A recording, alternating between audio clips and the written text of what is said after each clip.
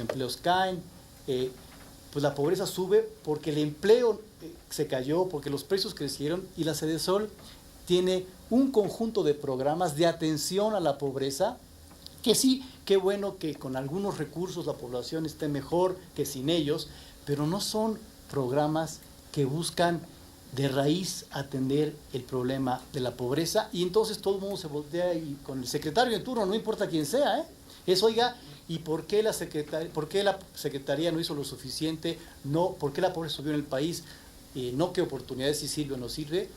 Y el secretario en turno, insisto, no importa quién sea, dice, bueno, como decía el prócer de la patria, pues yo, ¿por qué no? O sea, mis programas, yo estoy mostrando, déjame ser abogado del diablo, estoy mostrando aumento en la cobertura de pisos firmes, y estoy mostrando que los niños van a la escuela en primaria a partir de oportunidades. Parecería que esas cosas tienen un efecto importante, pero ¿qué puedo hacer con el empleo y con la productividad que no crece y con el precio de los alimentos? Entonces, las áreas ajenas al desarrollo social, las secretarías ajenas, las económicas, otros sectores sociales, pues como que nos desentendemos del objetivo de pobreza y volteamos todos con la Secretaría de Desarrollo Social, y eso se reproduce a nivel estatal, ¿no? Los secretarios de Desarrollo Social estatales, cuando sube la pobreza en Chiapas o en Nuevo León o en Baja California, como pasó recientemente, las herramientas que están ahí no son las adecuadas para el tsunami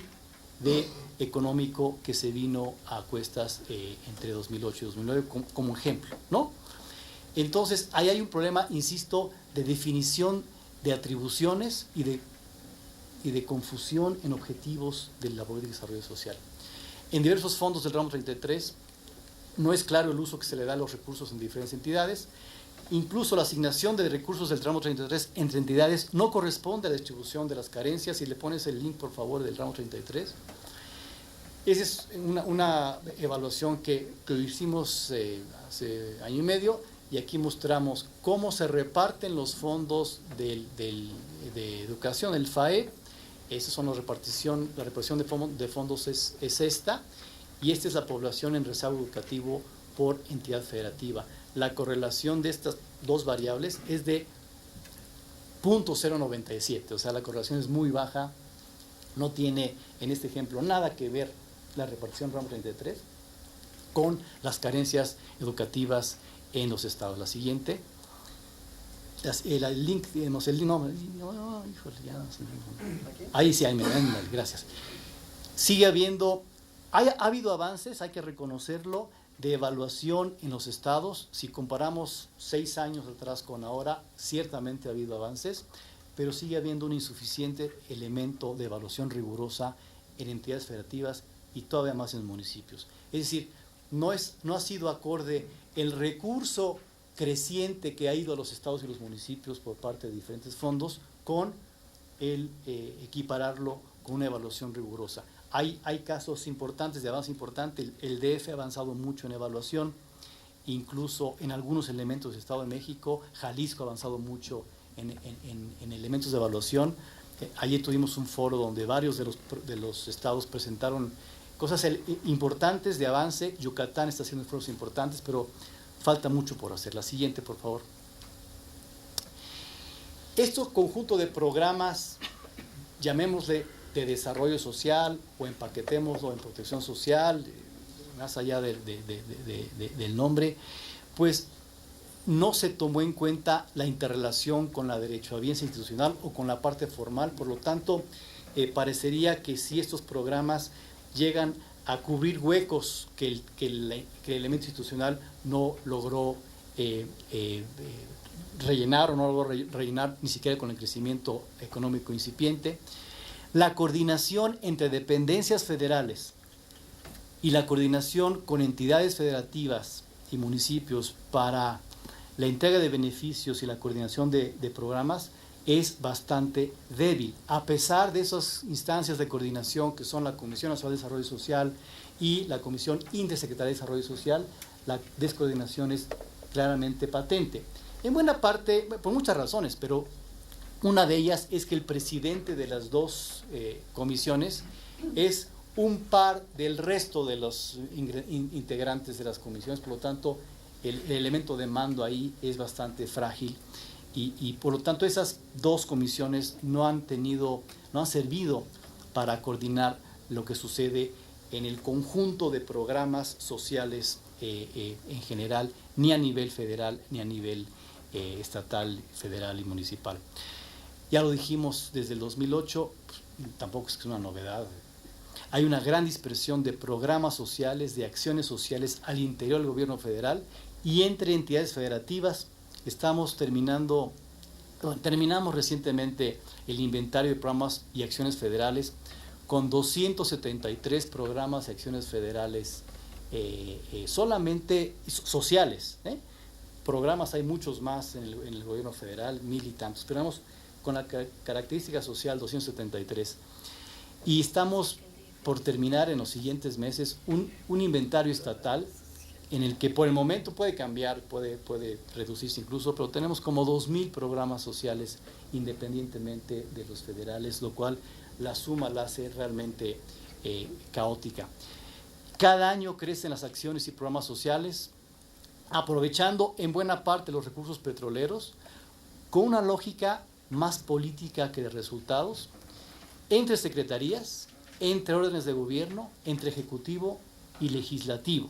Es decir, yo tengo en la Secretaría A un programa de microcréditos, la Secretaría B no puede quedarse sin un programa de microcréditos, hay un programa de microcréditos ahí, hay uno de mujeres rurales. Entonces, si uno va, la dinámica de la dispersión es alta entre secretarías, entre órganos de gobierno y entre ejecutivo y legislativo. La conformación del presupuesto es cada vez un ejercicio mucho más atomizado en la práctica, en el cual la lógica de resultados, si la evaluación y el conjunto de indicadores que hemos tratado de construir en 6 años, 10 años o más, es para tener una gestión basada en resultados, esto se topa con la realidad política férrea, ¿no?, de la conformación presupuestal. No pretendemos desde el Coneval y seguramente desde ninguna instancia de evaluación que el presupuesto se haga únicamente con elementos técnicos de evaluación. Sería no solamente ingenuo, sino una mala idea. Si hay un ejercicio político en cualquier lado del mundo, es la conformación presupuestal. Lo que quisiéramos es que se hiciera con elementos de mucho más orden y basados en resultados, y ese es todavía un paso bien importante hoy en día, a pesar, yo insisto, del incipiente, del gradual uso de evaluaciones por parte del Ejecutivo en tratar de conformar el presupuesto. Y en esta problemática financiera que vivimos 2008-2010, se vio con claridad que las áreas más afectadas fueron las urbanas y que no tenemos como Estado mexicano suficientes instrumentos en la parte urbana como posiblemente los tengamos, al menos más en número, en la parte rural, y tampoco tenemos de manera automática programas que surjan para tratar de resolver lo coyuntural. El programa Oportunidades es un programa con sus virtudes y sus defectos, pero es un programa que tuvo como origen la atención de la pobreza estructural. Romper el círculo vicioso de la pobreza estructural no surgió como un programa que alivie las coyunturas, y parecería que la respuesta del gobierno federal, posiblemente la única que tenía con un programa con diversas virtudes, entre ellos un orden en su organización, en su operación, en su padrón, bueno, utilizó este programa en esta crisis 2008-2010, en la cual, por supuesto, hubo aumento de ingresos de la población beneficiaria, hubo más población beneficiaria, pero no está hecho el programa de oportunidades para lo coyuntural. La siguiente, por favor. Ya decíamos, bueno, en el caso de las evaluaciones nos muestran retos y problemas importantes en programas concretos. Por ejemplo, Oportunidades no ha tenido un efecto importante o tan importante en las zonas urbanas como lo ha tenido o lo tuvo en las zonas rurales, y decíamos, se ha usado como un programa de protección ante coyunturas y no lo es, y también con una lógica diferente a la origen, se le han empezado a colgar cosas, oportunidades, para que Oportunidades haga mucho más de lo que su origen tenía. Insisto, posiblemente Oportunidades sufre de su éxito como programa organizado y ordenado, pues se le cuelgan muchas cosas. El programa alimentario ha sido muy pequeño, y a pesar de que el programa alimentario tenía como objetivo ir a la población más pobre de la población de Oportunidades, a cubrir, si no la parte de salud y educación, sí la parte de ingresos.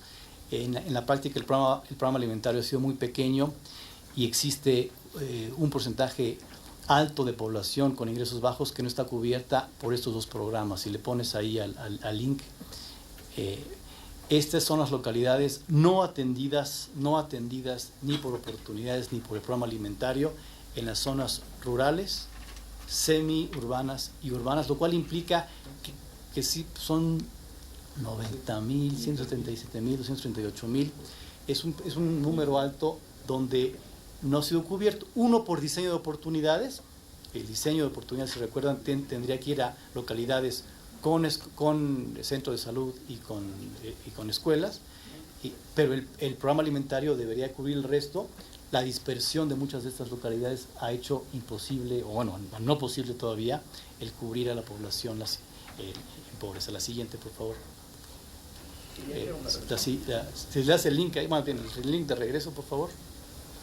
El programa de abasto social de leche, que parecería que tiene un efecto importante, la leche fortificada, sobre la nutrición de los niños, pues no llega con claridad a la población con más desnutrición del país, porque es mucho más urbano que rural. Procampo es una mezcla poco clara de compensación a productores por la eliminación de subsidios hace 15 años y ahora de apoyo al ingreso de población en pobreza. Por lo tanto, Procampo ahí tendría que definir mucho mejor su rol después de 15 años de haberse elaborado. Programas de microcrédito, que hay cerca de 25 a nivel federal. Con las evaluaciones que tenemos, no es claro que hayan tenido resultados respecto a la generación de ingresos y de ocupación. Los programas de microcréditos son muy demandados, eso hay que aceptarlo, pero los resultados no son tan claros como uno espera, pues, ¿no? El programa de empleo temporal, ese sí, diseñado a coyunturas rurales, es un programa insuficiente. Su presupuesto ha venido bajando, ahora el presupuesto es insuficiente y no está diseñado para una visión urbana. El programa especial concurrente, que es este programa que junta programas para el campo y rural, es una amalgama descoordinada y sin lógica de programas presupuestarios, en donde muchos grupos con ingresos bajos han sido los menos beneficiados. El único éxito, digamos, del programa especial concurrente es que su presupuesto crece año con año, pero no se ve al mismo tiempo resultados o en productividad o en producción del tamaño del aumento del presupuesto de esos programas. La siguiente, por favor. En la parte del ingreso decíamos la problemática al inicio de México en el 2008, 2009, 2010, y esta gráfica, si le pones el link ahí del ingreso, este es el ingreso real por trabajo per cápita. Esta gráfica la obtenemos cada trimestre de la Encuesta Nacional de Ocupación y Empleo, que es representativa de áreas urbanas y áreas rurales. Y aquí estamos deflactando no con el Índice Nacional de Precios al Consumidor, sino con el índice de la canasta alimentaria. Esto implica que la reducción ha sido mucho más pronunciada que si le hiciéramos con el Índice Nacional de Precios al Consumidor. Pero la gráfica que está en la página de Coneval, si uno ve la deflactada con el Índice Nacional de Precios, de todos modos cae y tendría como esta curva, o sea, caería como así, de todos modos caería. Es decir, el ingreso real del trabajo ha venido bajando de manera importante. Posiblemente aquí, a diferencia de 2009, digamos, se estabiliza, pero para nada ha recuperado los niveles que teníamos previos a la crisis 2008. Por lo tanto, sí hay un elemento importante que es una suma o una multiplicación de problemas de generación de empleos en la coyuntura y problemas en el aumento del precio de los alimentos, más lo que viene. La siguiente, ¿no hay una siguiente actividad para abajo? Ándale. Esta es el monitoreo que hacemos mes tras mes de la canasta alimentaria rural y urbana versus la inflación promedio. Aquí vemos los periodos donde la canasta alimentaria crece más que la inflación. Esto es 2008, 2009, y esto es lo reciente. Estos son meses de abril, mayo, junio, lo cual implica que la volatilidad en el precio de los alimentos continúa y parecería que no parará en algunos años, según los expertos. Por supuesto, bueno, aquí es junio, aquí todavía es junio. El huevo todavía no está aquí presente en su magnitud reciente, que sobre todo es julio. Entonces aquí todavía faltan efectos de otros alimentos. Ahora sí, si te regresas, por favor. Entonces, por ejemplo, el precio de la canasta alimentaria en este año, de diciembre a junio, ha crecido 4.98% en los primeros 7 meses del año, mientras que la inflación acumulada fue de 1.38%. Es una gran diferencia entre uno y otro. Esa es la coyuntura. Pero en el Coneval hemos insistido desde el informe del 2008 que tanto el ingreso promedio en largo plazo como el PIB per cápita en largo plazo ha crecido de manera insuficiente en los últimos años. Si le das al link ahí, este es el ingreso neto total per cápita promedio utilizando la encuesta nacional de ingreso y gasto de los hogares para toda la población, para el 50 percentil rural y urbano y el 50 percentil se le quitan regalos. Es el ingreso con el cual se calculaba la pobreza alimentaria y la pobreza de patrimonio. La monetaria, exacto. Entonces, pero esos son ingresos. Son ingresos reales. Esos sí son reales con la inflación promedio.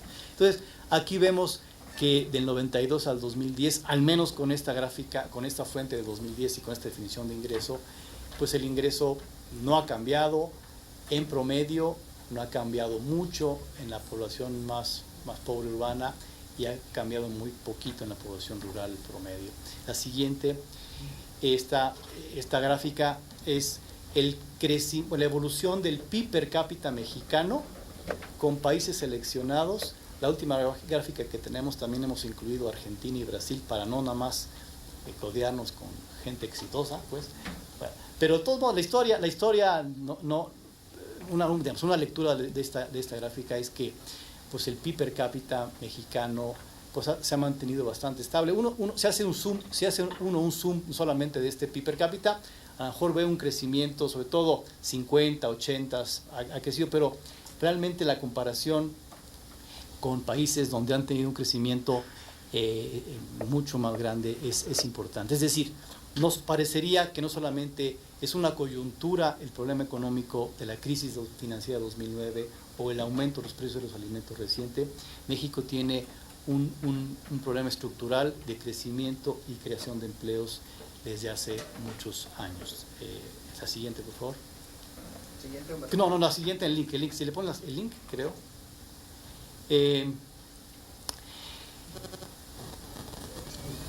Salud. Entonces, en concreto, en algún sector relevante que estaba de moda, digamos, con Mario Luis hace un segundo, hay retos importantes en salud a pesar de los avances en la cobertura o los avances en el financiamiento del Seguro Popular. Existen varias instancias que proveen servicios, por lo tanto el sistema de salud es segmentado, descoordinado y poco comunicado.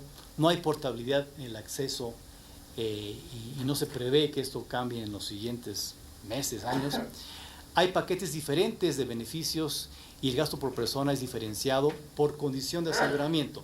El IMSS o el ISSSTE, que pueden atender el total de intervenciones del catálogo universal de servicios, o el Seguro Popular, que atiende a un subconjunto de este catálogo de solamente 284 intervenciones. Una calidad eficiente en la atención. Un ejemplo es la insuficiente e inequitativa distribución de infraestructura, equipo y personal. Si le pones al link ahí, estos son distribución de infraestructura y de personal, número de camas, entre entidades federativas. Aquí está el DF y aquí está Colima, Quintana Roo y Querétaro. Entonces hay diferencias importantes de calidad y de calidad. La primera gráfica fue hablar del avance en cobertura del acceso a la salud. Por supuesto, el reto es el avance en cobertura efectiva o en uso efectivo, que no es lo mismo y no es fácil de medir, pero es un reto importante. La siguiente, por favor. Gasto en salud como porcentaje del PIB. Si comparamos a México con otros países, en este caso de la OECD, algunos países, incluso la OECD, México no es de los más altos a pesar del incremento reciente en salud. Si te regresas al link, por favor. Sí. Hay diferentes paquetes de beneficiarios, hay deficiente calidad. No hay claridad sobre el uso de los recursos provenientes. El Seguro Popular aumenta recursos, da a los estados, y no hay transparencia en el uso claro de los estados del Seguro Popular. Mala calidad en insumos insuficientes en clínicas en zonas marginadas. Aquí el doctor Agustín Escobar acaba de tener una extraordinaria evaluación en zonas marginadas, donde se ve a nivel de cancha la falta de recursos y de insumos en zonas marginadas. Y México está todavía lejos de cumplir la meta del milenio de mortalidad materna en 2015. Si le pones por ahí, la meta son 22 defunciones por cada 100,000 nacidos. Estamos, según los últimos datos, en 51.5. Para el 2015 estamos todavía lejos. Y esto, en el fondo, es un tema de acceso efectivo a salud, de calidad educativa, no solamente en Chiapas, pero también en zonas urbanas donde también se observa un número importante de defunciones. La siguiente, el link, por favor. En desigualdad, México sigue siendo un país desigual. Casi por donde uno la vea, casi con cualquier indicador que uno la vea, México en cuanto a nivel sigue siendo un país desigual. Si uno ve la comparación de desnutrición de niños indígenas contra el resto de la población no indígena, los indígenas tienen el doble de nutrición que los niños, que en promedio. Las mujeres tienen mucha menor representación en puestos laborales importantes, incluyendo como la Cámara, el Congreso, el Senado. La razón de ingreso del 10% más rico sobre el más pobre es 25.2. La política fiscal y su conjunto, ingresos y gastos, no fomenta la igualdad. Si te pones en el link, por favor, aquí tenemos un par de ejemplos de diferencias que todo el mundo conocemos. El 10º decil en cuanto a ingreso promedio per cápita mensual, el primer decil, y los años de escolaridad del jefe del hogar promedio, 5. El promedio, 10 son de jefes del hogar, y más de 15 en el 10º decil. La siguiente, por favor.